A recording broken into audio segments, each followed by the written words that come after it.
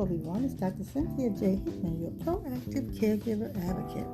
Our topic today is hesitancy of COVID vaccines residing with a loved one. Well, it has happened.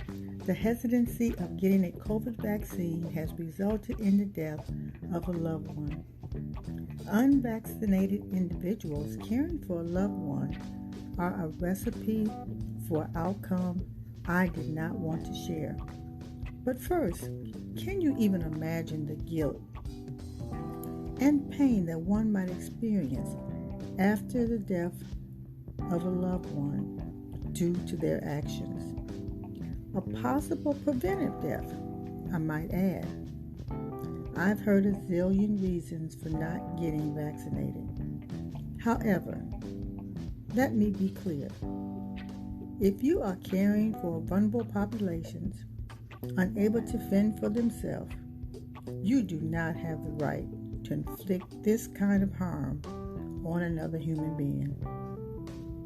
The weekend call I received had me in knots and overwhelming sadness.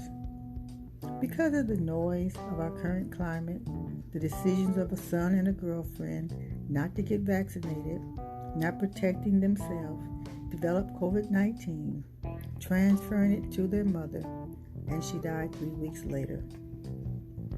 The son also contracted COVID and is still struggling to recover at this point in time. What else needs to be said on the topic of COVID-19? How many more empty chairs will we have to count? By what means do we need to articulate the message? What language do we need to speak? How many more lives do we have to lose? Why are we putting our loved one in harm's way because of the personal choices of individuals? I'm sorry, I do not get to harm someone else if I'm a caregiver. In any other circumstance or situation, it would be criminal. I will always respect one's personal choice. What choice did this mother have, depending on someone else to take care of her, and she developed COVID? I recently read an article that stated distrust of the COVID vaccine was the most widespread reason for refusing to get vaccinations. Distrust should fuel inquiry.